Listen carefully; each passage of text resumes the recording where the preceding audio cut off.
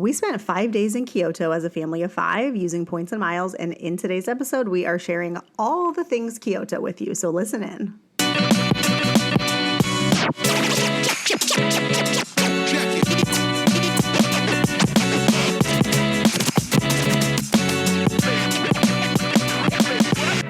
Hi, I'm Rhea. And I'm Dwayne. And we are your hosts of the Travel Party of 5 podcast, where we share how we travel as a family of 5 around the world. We will also share how we use points and miles to travel as affordably as possible and sometimes even completely free. So if you're wanting to travel more with your family, but you're not sure how, we'd love for you to listen in. So welcome to our podcast where we hope you learn a thing or two to get you closer to your next trip.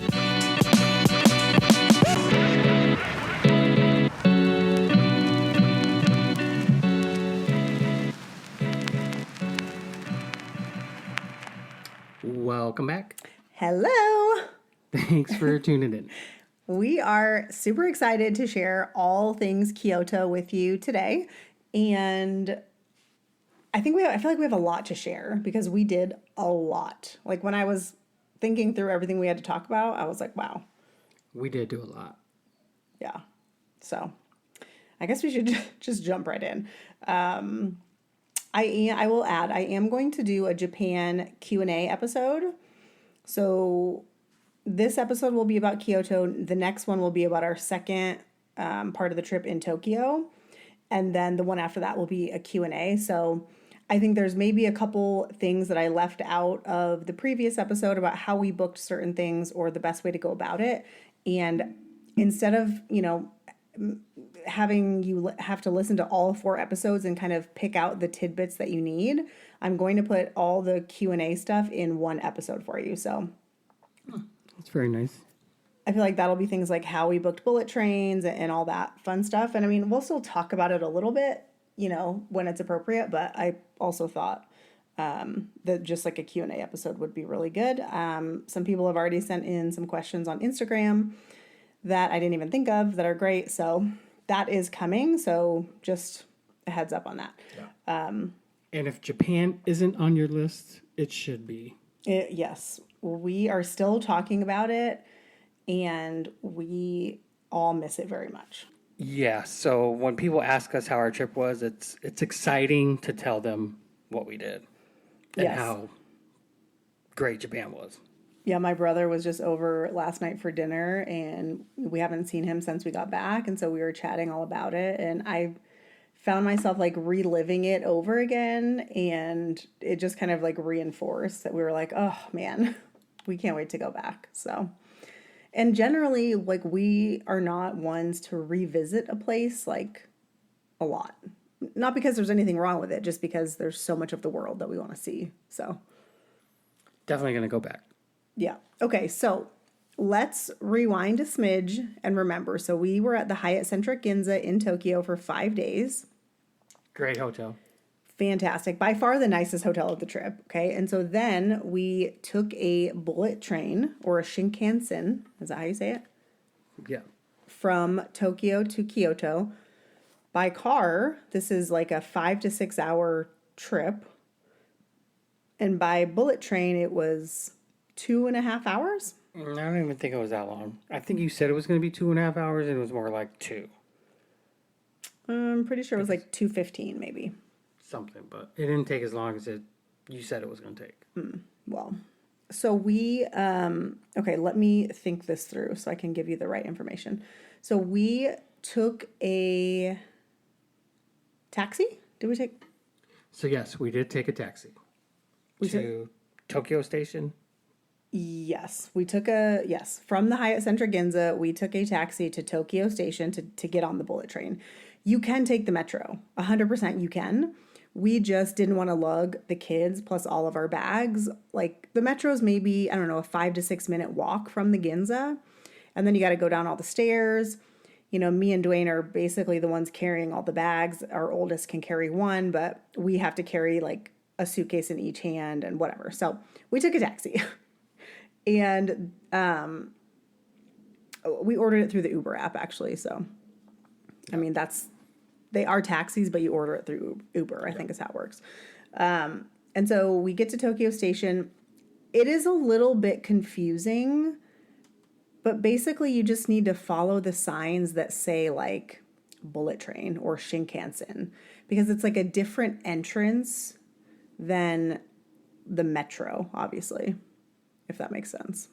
Yeah. And the station was huge. Massive. So we bought tickets in advance.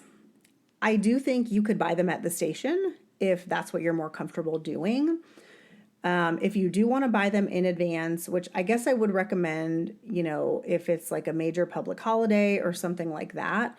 But there were trains like every 10 to 20 minutes, it seemed, leaving from Tokyo going to Kyoto. And so the way that we bought tickets was through the Klook app, Klook. The other way that you can purchase tickets is SmartEX. I'm not even sure if it's an app or a website because I didn't use it, because I tried to use it and I found it kind of confusing. And I just thought, you know what? I'm just going to buy it on Klook. I know I'm paying a little bit more, but I don't really care because I'm going to earn 5x points and the tickets are expensive no matter what. So like we're talking like around $100 a person one way. Yeah. But because we wanted seats together, obviously, and there's 5 of us, and we had luggage, so we wanted to make sure we had like reserved seats. We bought the tickets in advance. You scan your ticket and go in, and basically have to find the train that you are on and the track that it's leaving from, and how much time do you have to get on your train? Not a lot of time at all. So you have like the name of your train and the number. So like ours was like Nozomi 231. Yeah. So you look on the screen for that, then it tells you what platform you're on, and just head to that platform. Yes. And yes, if it says your train is arriving at 9:04 a.m.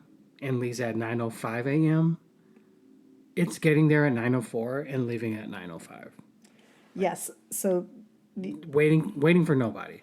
the expectation is that you are on the track when that train pulls up and you are ready to go. Now, this train, the origination station was actually Tokyo Station. So this first one that we took, it had a departure time, but there was no time window because the stop that we got on it was the first stop of that train.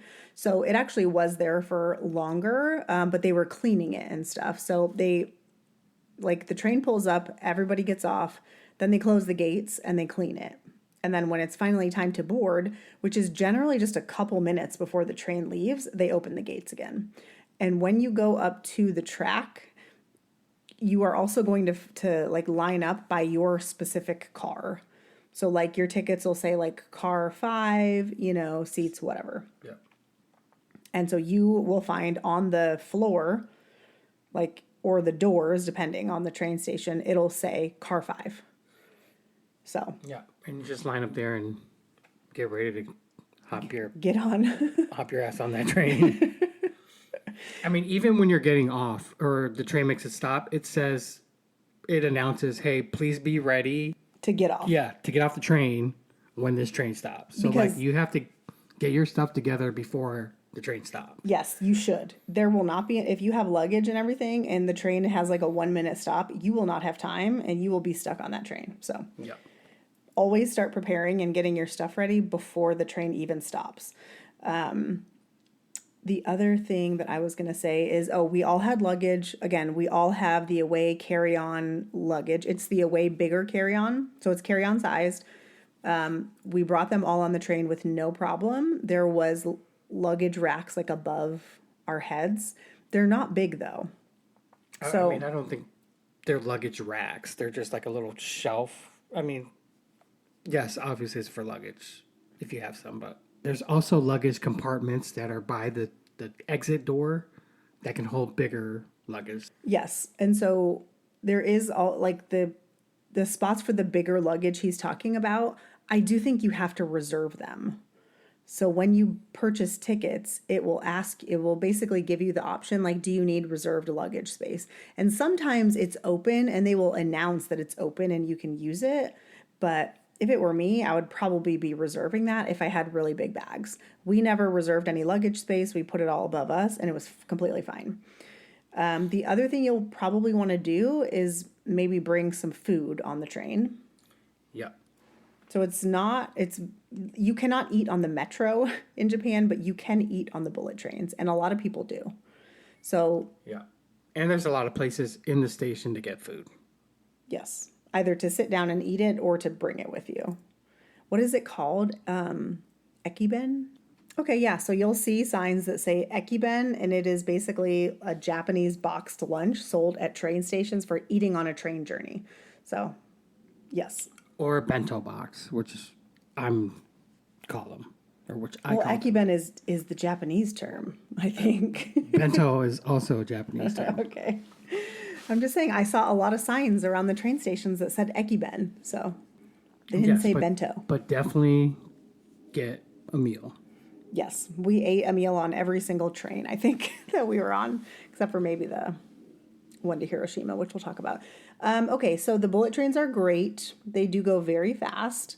The one thing I noticed is that there is not a single seatbelt on any of these trains.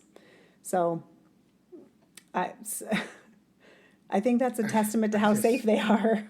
I did not one time think about the train not The having train a seatbelt. is hurtling down the track at 200 miles per hour, and there is not a seatbelt to be found. So, however, I do think they have a very high safety rating, right? Like a very low occurrence of accidents. It's like, I don't even know, It's very low. when the last time they had an accident. So, anyways, that was our experience with the bullet train. Kids thought it was great. You do kind of you look out the window and it doesn't appear like you're going that fast, but you are. The only downside I noticed is that they do have Wi-Fi, but it does not work very well, if at all. I mean, it doesn't work, I don't think, because you go through a lot of tunnels. You do. And I think that's what breaks up the connection. The other thing is there's a certain side of the train that you want to sit on if you want to try to see Mount Fuji. We missed it, and we probably could have seen it because the weather was fine the first day that we went, but we didn't see it. When you buy tickets on the SmartEX app or website or whatever it is, you can choose the side of the train that you sit on. When you buy tickets through Klook, you don't actually get to choose your seats or anything, but you can choose Mount Fuji side. They do charge you a little extra for that, just FYI. So we were on the side we should have been on, but we couldn't see it. Yeah, so from Tokyo to Kyoto, you want to be on the right side of the train. And then opposite, obviously, from Kyoto back to Tokyo, you want to be on the left. Yeah, when we went back, it was so foggy, you couldn't see anything. So we did not see Mount Fuji, or if we did, we didn't realize we did. But I feel like we would have realized. So hopefully your luck is better than ours. Yeah. Okay, so we arrive in Kyoto. It's midday. It's like around 2-ish, I think. We left around lunchtime. And we take the metro, actually, directly to our hotel to check in. It wasn't far. Like we went from Kyoto Station, I don't remember, but it was a few stops. It was like 4 stops. And the Google Maps transit directions even tell you like the exit to leave the metro station out of that's best for wherever you're going. And so, as in like the west exit, south exit. Yeah, south gate, whatever. Or in this particular scenario, there are doors. So I think it was door 6, I think, that we had to go to. And you walk upstairs. There are a lot of stairs and no elevator or escalator that I saw. So there's probably, 3 flights of stairs you walk up, but you are directly in front of the Hyatt Place Kyoto, which is where we stayed. Yes, very convenient. So, I mean, you can't get closer to a metro stop than the Hyatt Place Kyoto. Yeah, nice hotel. Yeah. Yeah, it was fine. okay, let's talk about the hotel. So first of all, we actually did not use points to book this. We paid cash for both rooms because it was really affordable when I was booking. It was like around $100 a night. I did look up right before we got on to record this, and I think it is a little bit higher now, like maybe 120, 130 a night ish is what I was seeing, Which is pretty cheap. which is still pretty cheap. But you have to keep in mind, I booked this a year ago. So, and if you're curious, the reason we paid cash is mainly because I didn't have enough points. And it was like, well, I have to do this or that. So cash it was. So total, it ended up costing us around $1,000. And that was for 2 rooms for 5 nights each. One room was a king bed room. The other room was a twin bed room. Check-in process was fine. Our room was ready when we got there, which was a little bit before check-in time. So that was great. Connecting rooms, obviously. We had connecting rooms. I emailed before and, asked for that. Is this the hotel that was giving you problems? No. So yeah, no problems getting connecting rooms. It was the next one. Yeah. Shibuya. And they weren't really giving me problems. We'll talk about it when we get to that part of the episode. It just, things weren't going the way I wanted them to go, which is fine. Okay, but Hyatt Place Kyoto. So, okay, I'm going to ask you. We come from the Hyatt Centric Ginza. We have this amazing, massive suite, okay? Right? It was huge. Way more space than we ever could need, and it was very nice. And then we go to the Hyatt Place Kyoto. Tell me your initial thoughts when we walk in the room. I mean, initial thought was the room is tiny, because we did come from a suite. But I mean, I thought the rooms were nice, They were nice. They were clean. They were small. They were small. Our view was nothing. No view. Nothing. View of another building right next to us. Yeah. So, was it plenty of space for the 5 of us? Yes. So the 2 twin bedroom, they had put in a rollaway bed for the 3rd kid. So that was perfect. Each kid had their own bed. Was it a rollaway? I thought it was like a pull-out couch. No, it was a rollaway right in front of the TV. Yeah, but... Which, basically blocked off, a good chunk of the room. Yeah. So... But not, or was it a pull-out couch? I'm pretty sure we had the same thing that was in our room. Oh. It just wasn't pulled out. Okay, wait, hold on. Let me look at the video. Okay, yep, I looked at my video. Dwayne is correct. Oh, it just pains me to say it sometimes. I mean, I've been correct more than you'd like lately. Even had to edit out a part where she was wrong in one of the last episodes. I don't know if you guys caught that. Oh, that's true. Did you edit it all out? I didn't even know. I don't listen. I left a few things in there. Okay. I don't listen after you edit. Our listener know that. That I was wrong. Yes. Okay, well, Dwayne was correct. It was a pull-out couch, okay? But it was directly in front of the TV, and you could barely walk between the beds or anything. You basically can, all you do is sleep in there. You can't do anything else. This is also where we came to realize that the shower room is a thing in Japan. I didn't know if it was just at the Ginza hotel, but no, it's been at every hotel. It's literally the shower and the tub is in the same room with a door. So it's separated from everything else. Yes, but when you take a shower, the tub is right next to you and there's no separation between the two, so... You're taking a shower, but the tub is getting soaked, right? All the walls are tile. It's just it's a shower room. So we had 2 of those. We had 3 of them.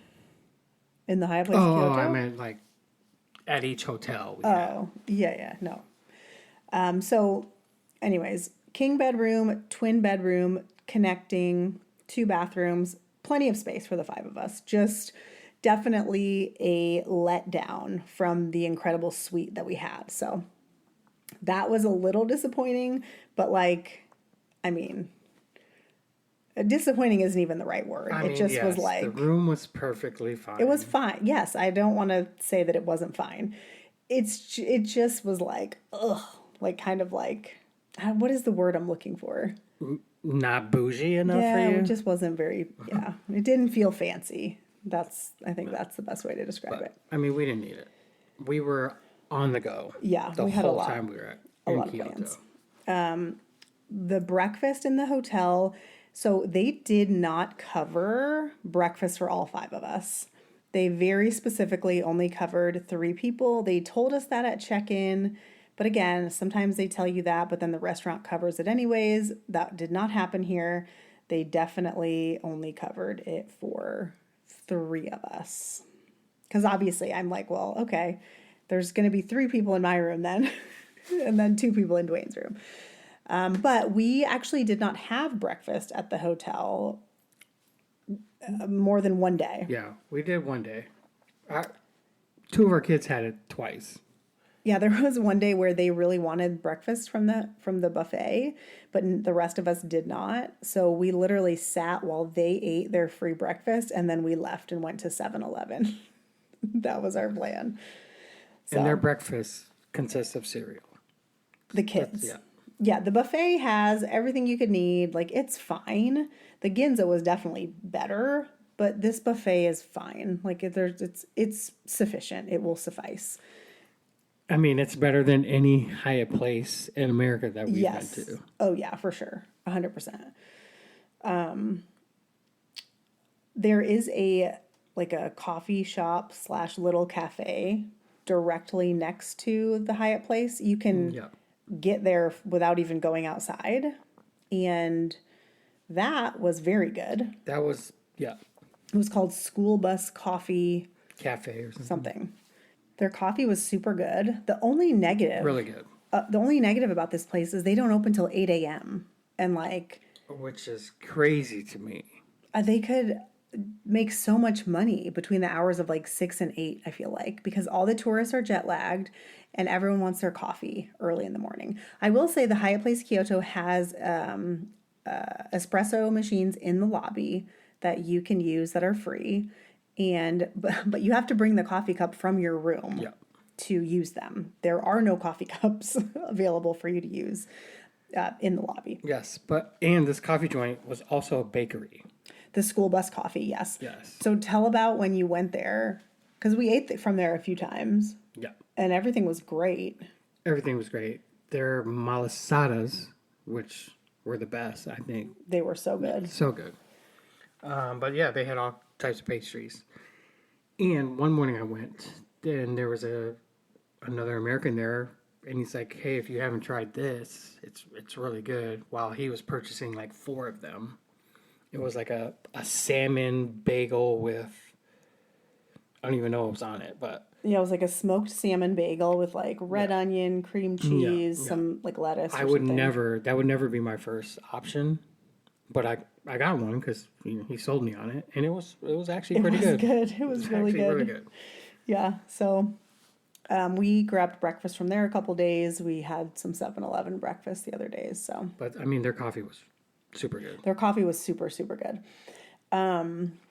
So our schedule in Kyoto looked like this. So the day that we arrived, I had no plans.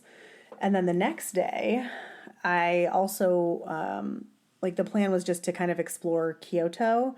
And we had one thing booked.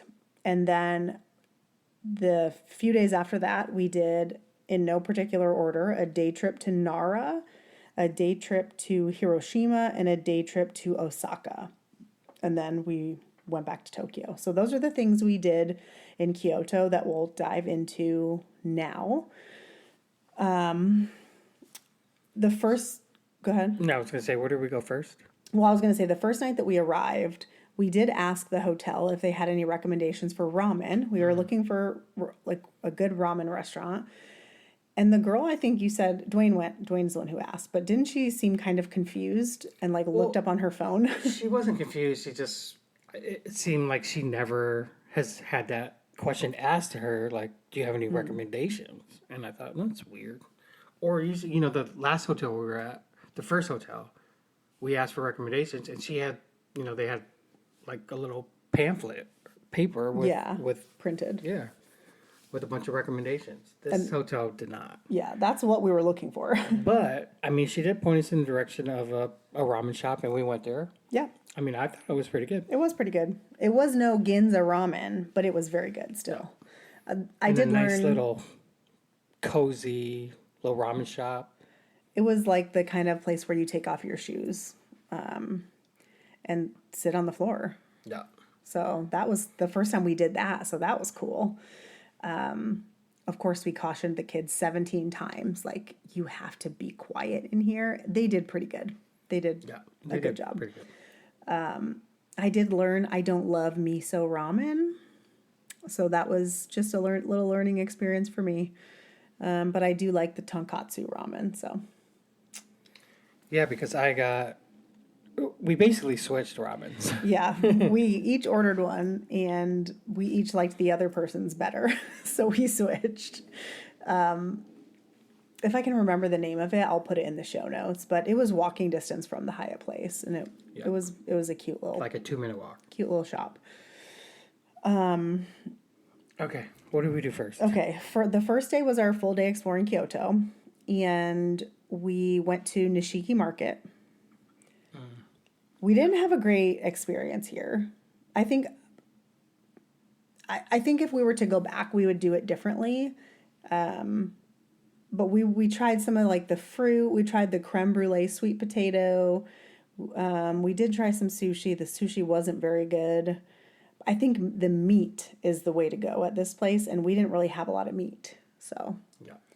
that's how I would do it differently. There's also a Somebody Feeds Phil episode where he is in Kyoto, and we watched it after. We've seen it before, but we watched it again after we went to Nishiki Market, and we were kind of like, oh, like, we didn't get any of these things. So I would probably watch that in preparation too if you want to try some of the stuff that he tries. We visited the bamboo forest, and Yes, get there early. yes, we were there around 8:30, Yeah. and that was still really not early enough. No, it was just starting. It wasn't crowded, but it was getting There were to- people, yeah. and by the time we left, which was like maybe 9:15, there was so many people, and I would have been disappointed if I had gotten there and there were just huge Yeah, crowds. I mean, I've seen pictures where it's just like wall-to-wall people. So if you can, I would go at maybe 7:30. I bet you'll have a really nice, peaceful, 30, 45 minutes to an hour there. And we took a taxi there. We did. So the one thing that I think you should know about Kyoto is the metro is not as robust as it is in Tokyo. So maybe you could take buses. We don't generally tend to take a ton of buses. We took a taxi. We called it via the Uber app, and that's how we got there. We definitely took more taxis during our time in Kyoto than in Tokyo. So maybe just factor that into the budget. Yeah. And again, I know I mentioned this the last episode, but Ubers there are not cheap. No. Well, they're not cheap because we're a family of 5. Well, they're not cheap for a family of 5. Yeah, because you have to get like the bigger vehicle. So if you are a family of 4 and you can squeeze into a sedan, it'll be much less inexpensive for you. So, okay, what else did we do? So our first day in Kyoto, that was when we did the ninja class. So let's talk about that. Okay. So I booked this like ninja lesson. I booked it on Viator, and it was very expensive for it's a 1 hour like class. Okay. It was very expensive, but it was consistently the thing on Viator that kept popping up that had only 5-star reviews. It wasn't like 4.8 or 4.7 or what. It was 5 stars from every single person that attended. And so I booked it. Again, I'm going to link it in the show notes. So if you go and look and you're like, oh my God, this is so expensive. I'm just warning you now that it's a lot of money, but it was one of our favorite things that we did on the entire trip. And that was what a lot of the reviews also said. So I do not regret it. It was very fun. And You want to talk about it a little bit? Because you had no idea what to expect. I mean, I didn't. I don't get me wrong. I enjoyed it. I don't think I enjoyed it as much as you and the kids did. Like, I mean, again, it was a great time. The kids enjoyed Loved it. it. Yeah, they really loved it. But yes, you got to throw ninja stars, walk like a ninja, try and be stealth like a ninja. And then you got to shoot blow darts, which was the kids' favorite part. And yours. That was my favorite part too. Yeah. Because I didn't know we would get to do that. And I was like, wait, what? And some of it is a little bit silly. It's a little bit cheesy. It's like, you're going to learn how to walk like a ninja. And it's definitely geared towards kids, right? But again, we're there with kids, so it's fine. But yeah, being able to use the weapons, like that was really cool. And all the kids got to do it, even the 5-year-old. So yeah, we got to all dress up like ninjas. Yes, that was the first thing we did. We got there and they dressed us up like ninjas. Yeah, they took photos for us, videos. so it was a really fun time. So again, I'll link it in the show notes, but would absolutely recommend. After, oh, you know what we did? So after the ninja class, we went to, oh no, that was before, the Pokemon Center, right? I can't remember. We did go to the Pokemon Center. There's a that was before the ninja. because we only had a few minutes because we were running late. Yeah.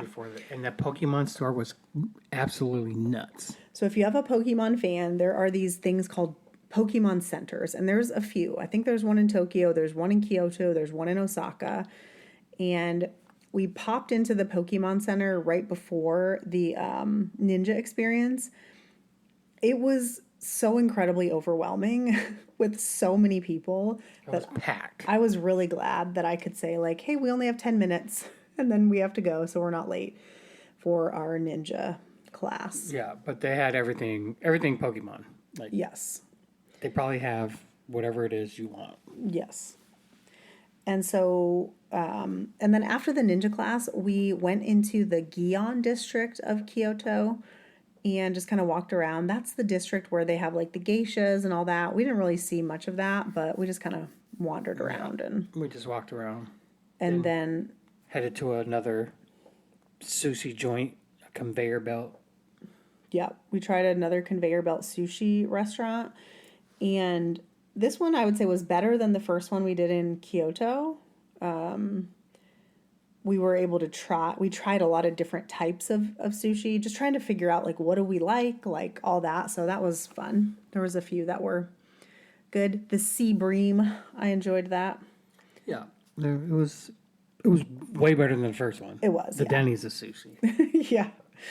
And then that was pretty much it for our kind of full day in Kyoto. The next day, we did a day trip to Osaka.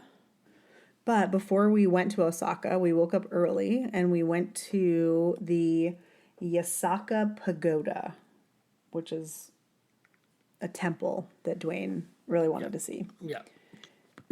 A famous one that you see in everyone's Kyoto pictures. Yes, like if you saw it, you would know it. And so we were there fairly early, before 8. Yes, we took a taxi.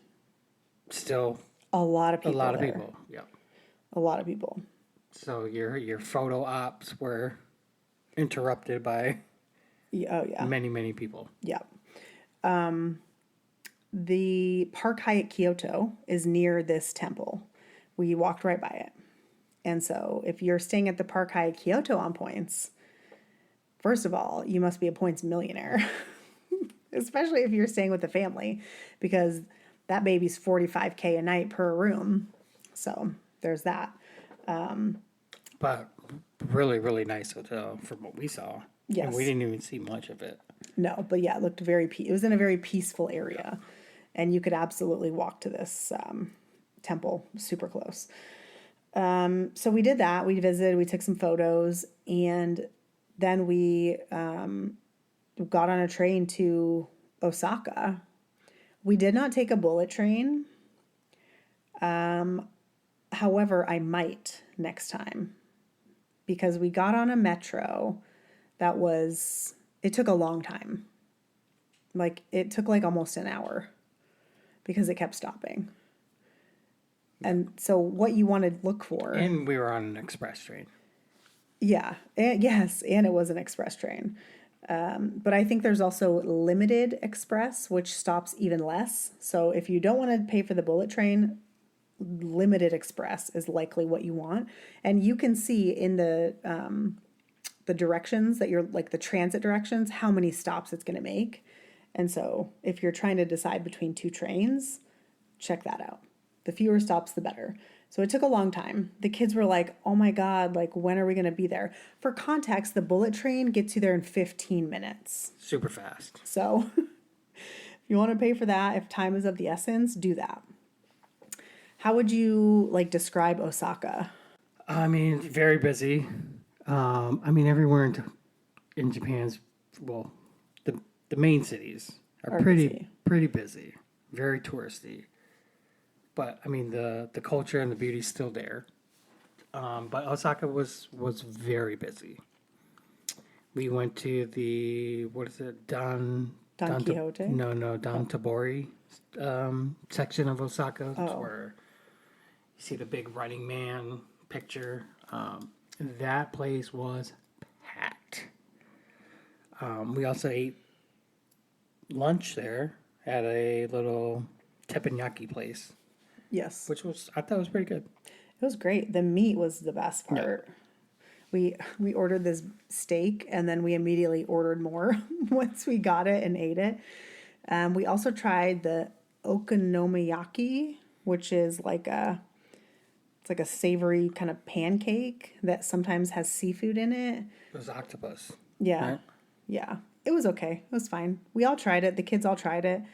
I love that they just don't bat an eye at like octopus. They're like, oh yeah, I'll try the octopus. I'm like, okay. I do not enjoy octopus personally. It's too chewy for me, but we all tried it and it was fine. The yakisoba was good. That's where you said it was really good. Yes, the yakisoba was so good. And the other thing we did in Osaka was, so first of all, I felt like Osaka was kind of like gritty and grungy almost. But a few things to note about Osaka. Number one, it's known as like the kitchen of Japan. So apparently a lot of like famous chefs come out of Osaka. And it is the World Expo was happening while we were there. I believe it is now over because we were there right at the tail end of it. We did not attend the World Expo. My understanding of it is you basically can go around and see like what countries are like what kind of inventions other countries have. Technology.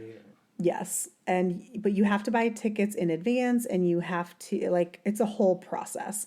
I signed in one day just to like look at the tickets and see what my options were. And like, I couldn't even get to the website because it was like, there are like 600 people ahead of you and whatever. And I thought, it's just like a Tuesday. Like, I'm not even, like, it wasn't like the tickets just opened. So I was like, we're not going to this. We don't have time for this. So haven't been there, don't know, but that was happening while we were there. So I do think that's part of why it was so busy.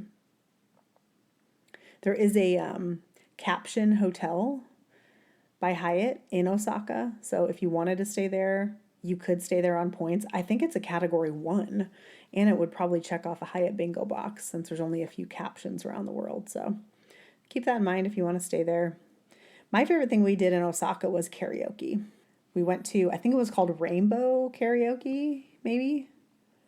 Karaoke in Japan it's crazy. It was more fun than I thought it was going to be. Yeah. I knew the kids would love it. They love to do karaoke and sing their K-pop Demon Hunter songs and other songs. But I sang a Taylor Swift song, and I really enjoyed that. That was really fun for me. Dwayne didn't sing at all, so it's a little bit of a party pooper. But we did an hour of karaoke. Or no, we did an hour and a half, right? Yes. Yep. And then right outside of the karaoke rooms. First of all, how many rooms do you think there were? Like at least 50. At least. I mean, there were floors. Yeah, there were multiple floors full of karaoke rooms. So that was cool. But right outside the room where we were doing karaoke, they had this like RC, like how would you describe it?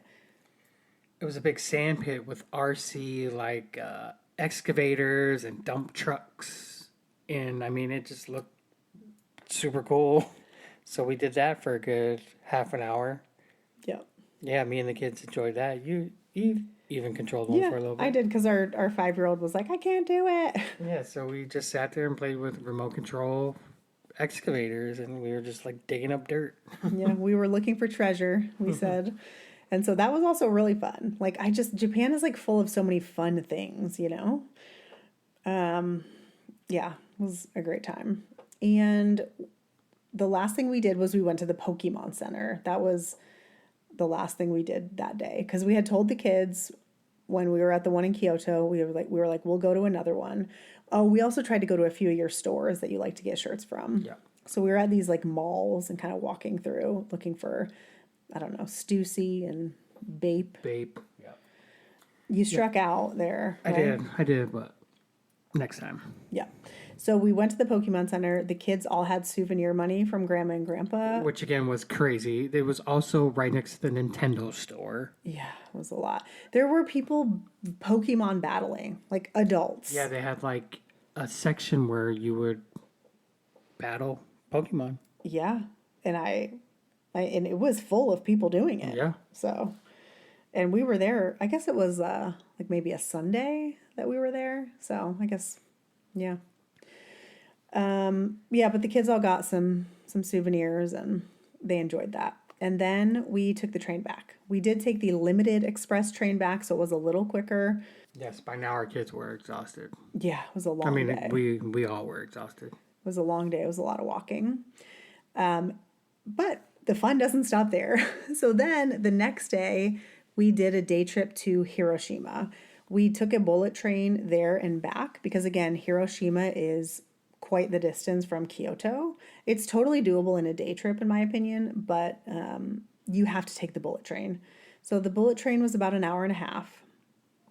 I paid for a guided tour for this day because there's a lot of history in Hiroshima and I wanted to get the absolute most we could out of it. If you follow us on Instagram, you probably already read that I was a little disappointed in our guide. She was incredibly kind and she was very nice. I just wanted more like of the history from her, you know? Yeah, she was very, very nice. Yes, I do think she was a little overwhelmed by our kids. I also agree with that because our kids were a handful. Yes, we had some struggles this day. I don't think she was ready for that. I feel like maybe this is a good point to talk about the fact that, a few days in, we were kind of looking at each other going like, what have we done? Because our kids were not behaving like at all. And it was stressful. Yes, very stressful. And I mean, I don't really know what else to say about it other than like that was happening and we were definitely like kind of questioning was this the right thing to do to bring them on this trip? And I think, I don't know, we've since medicated them and I think it's actually going pretty well. So I don't know. Dwayne said that he's not going to go on the Christmas markets trip unless the kids are medicated. Okay, so anyways, let's get back to Hiroshima. So we did the guide. The guide picked us up at the train station on our platform with a sign with my name on it. So that was great. First, we went to the island of Miyajima. We got to see like the famous Torii Gate that's there that appears to be floating when it's high tide. And we got to visit the kind of temple or shrine that's there.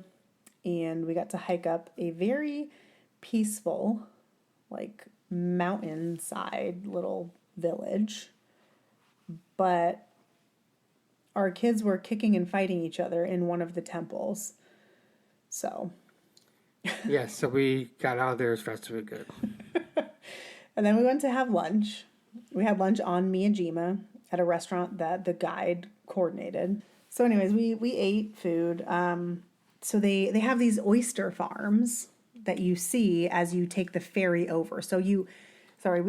We took like a metro to a bus to a ferry, and you take a ferry to get over to the island, and obviously then you take the ferry back. But while you're on the ferry, you can see all these oyster things set up in the water. And so I thought, okay, I'm going to order oysters for lunch because they're never going to be fresher than this, right? And so I ordered raw oysters, but they arrived cooked. And so I ate them and they were fine. They were fine, but they were not what I was looking for. So the kids had fried chicken and rice, and you had some sushi, and it was fine. I would say it was nothing to write home about, but it was fine. No, definitely not. The other thing about Miyajima is there are deer on this island, and apparently they're very mean, and they can like attack you sometimes.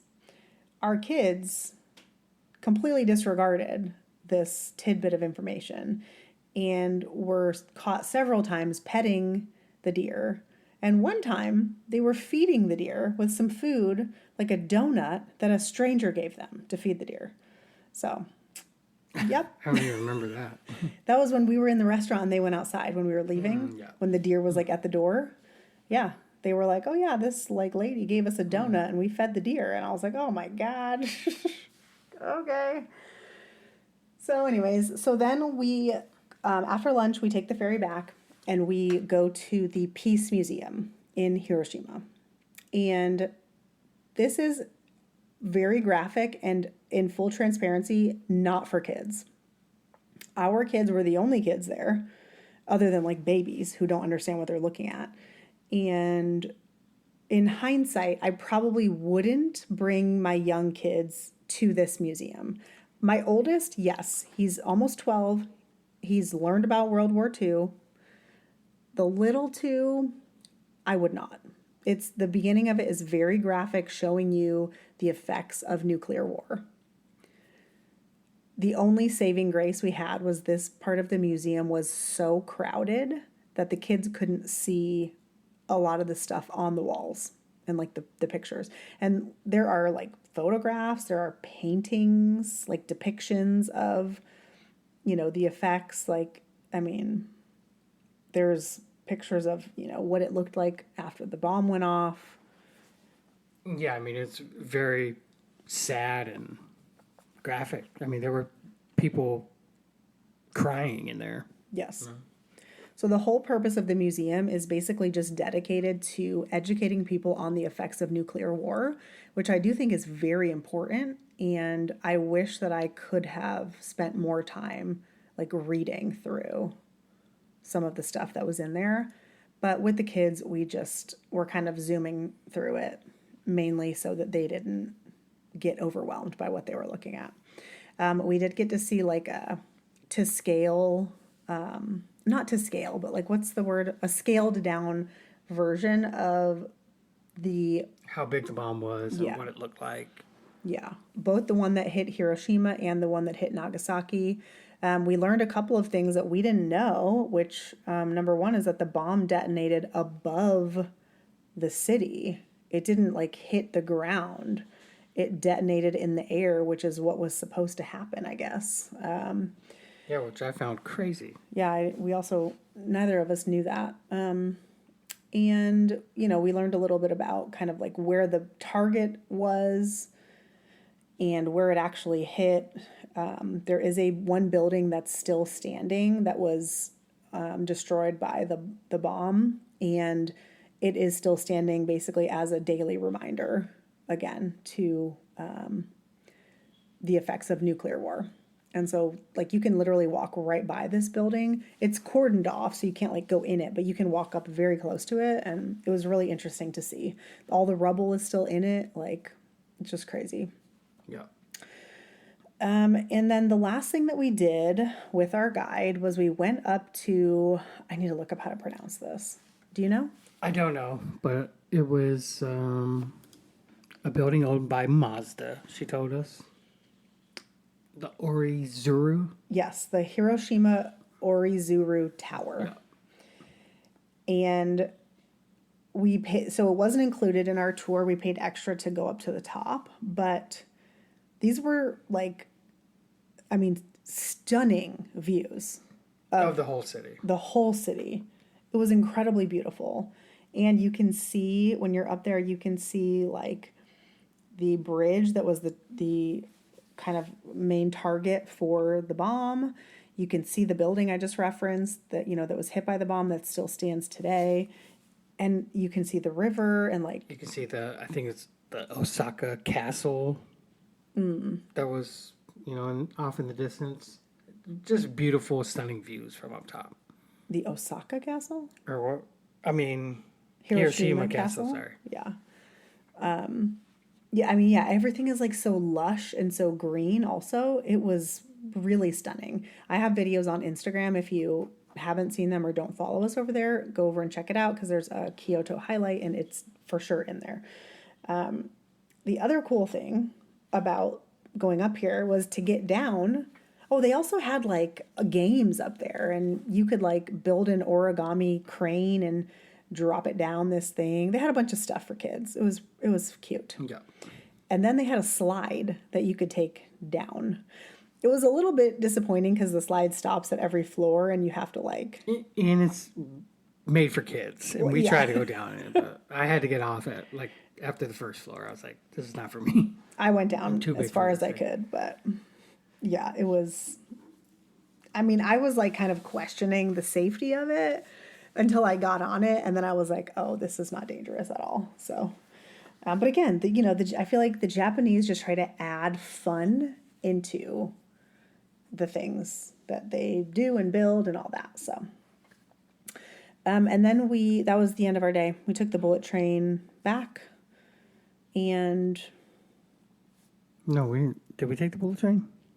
Yeah, to Hiroshima. Oh, yeah. Hour and a half each way. That's a long day. You know, it's 3 hours of just travel time, like not including everything else. So. And then our very last full day in Kyoto, we did a day trip to Nara. Dwayne has a lot of thoughts about Nara. If you're not familiar, Nara is the town where the deer roam free, and they are wild deer, and they are everywhere, and you can buy food to feed them if you want. There's also, I think, like a really beautiful temple here, but we didn't see that because... There's too many freaking deer. I mean, I'm glad I went, but I will never go back. There was just deer shit everywhere. There was deers everywhere, people everywhere. And, you know, the thing is that you buy food and you feed the deer. But, you know, once the deer know that you have food, I mean, they just harass you. Yeah, they headbutt you. They're very aggressive. Oh, but they bow. They do bow. They bow for, like, if you bow to them, they'll bow back, and they're expecting food after that. Yeah. So that part was very cute, the bowing. But yes, as soon as we bought the food, like, I have a video of them just chasing Dwayne, biting his shirt, like... Yeah, so if you go there, don't wear any nice clothes. Don't wear nice shoes. I mean... Dwayne, for those of you who do not know, Dwayne is very particular about his clothing, okay? He irons his shirts and his pants and anything that might dare to be wrinkled. If something has a stain, he will not wear it. Like, he's very particular about his clothing. So the fact that a deer was coming up and biting on his shirt, he was not doing well. Like, at all. No. I mean, no. I'll never go back there again. I will say, like, so I think we were there during mating season. That's what a few of the signs told us. So I don't know if it's like always like that, but I agree that I did not really enjoy it. And I also probably would not go back. But just for different reasons. It was really hot the day we went. I didn't enjoy being chased down by these deer. And having to avoid the poop and tell my kids, like, watch out for the poop because it's everywhere. Like, I just didn't love that. The kids did. They really liked it. A deer did snap at one of our kids a couple of times. But they still really enjoyed it. So they still talk about the town with the deer. So, I mean, the reason we went was for them. So I guess it was a success. Yeah, like I said, I mean, it should be on your list to go and experience one time. But, and then if you want to go back, that's on you. But it's a no for me. I just think I had this impression from seeing other people do it that it was like the deer were much more docile and calm, and was not our experience. So I don't know, if you go during a different part of the year and you have a different experience, like let me know, because I'm curious if it was just the time of year or if that's just how they are. We took, again, a train to get there. This is another example where you want to take the limited express train. You do not want to take the regular train because, again, it's 30-40 minutes, but it can be longer if you get on the wrong train. We took the wrong train on the way there, and it took a long time. So pay attention to that. And then I feel like that pretty much sums up our time in Kyoto. We did not do the, what is that called? The red gates? Hold on.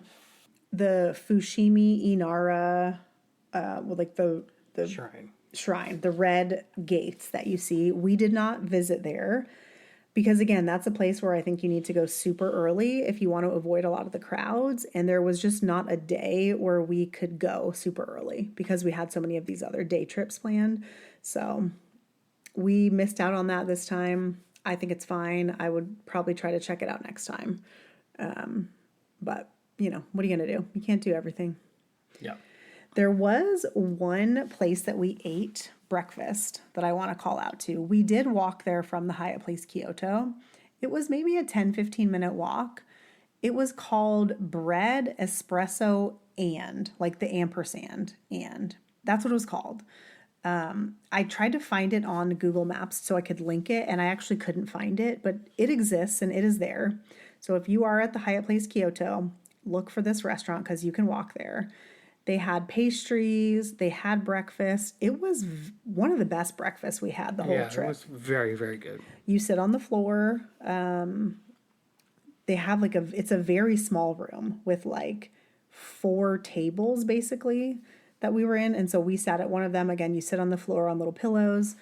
We ordered, they had a few different breakfast kind of plates that had eggs and stuff. I ordered an acai bowl, and then we ordered a bunch of pastries for the table. First of all, I ordered French toast. Oh, yeah. And I asked the server for some syrup, but she didn't understand what I was saying. And I just thought, what, never mind, it's fine. And I ate the French toast without syrup. And it was good. And I, that's probably the first time I've ever eaten French toast without syrup. And it was good.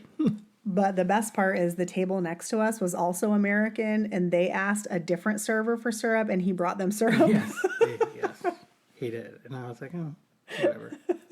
But by that time, Dwayne was already done. So, but yeah, the food was very good. I really enjoyed it. I had a good, cappuccino.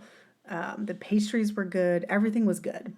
So would absolutely recommend that if you're looking for a different breakfast outside of the hotel breakfast. Yep. Yeah, and then the next day we took the bullet train back to Tokyo. And yes, that's the next episode, as next Dr. Dre would say. Yes. Overall, what did you like better, Tokyo or Kyoto? Tokyo. I think it would be a different answer if the kids weren't with us in Kyoto. I think Kyoto is more historical and cultural, Yeah. And I think you have to be in a mindset to where you're relaxed and not stressed about the kids, I think. Yeah. For us to enjoy it, I think that's fair. Yeah. Yeah, I also enjoyed Tokyo more. And maybe part of it is for the reasons that you said. I still think you should absolutely visit Kyoto. Oh, without 100%, a doubt. Yes. Without a doubt. The bamboo forest was so beautiful. I think Tokyo felt more convenient to me. Everything just felt a little bit easier and more accessible, right? The metro goes wherever you want to go. There's I don't know. That's just kind of my vibe. Maybe we'll talk about that more on the next episode. But There was a 7-Eleven super close to this Hyatt Place, right? Or a Lawson's or something? Yes, it was. Yeah. Wasn't it in the train station? From the Hyatt Place Kyoto? Yeah. It was like underneath? Wasn't it? I don't know. You tell me. You were the one that went there, I think, one day. Oh, no, it was. It was down the sidewalk. That was a Family Mart, I think, that me and our oldest walked to. We just went and got a bunch of desserts one night just because we were still a little bit hungry. Okay, so it's a Family Mart. That's the closest convenience store then to the Hyatt Place. I can't remember if we said this on the last episode, but everyone talks about the 7-Elevens, but really what you want is either 7-Eleven, Lawson's, or Family Mart. Those are all three of like the main convenience stores, and they all have very similar offerings. So, okay. I think that about wraps it up. We are You made it through our longest podcast. And thank If you you're if you're still still listening, we appreciate you. We will catch you on the next one where we will wrap up our 2 weeks in Japan with 5 more days in Tokyo. So listen for that next week, and we will catch you on the next one. Have a good one. Bye.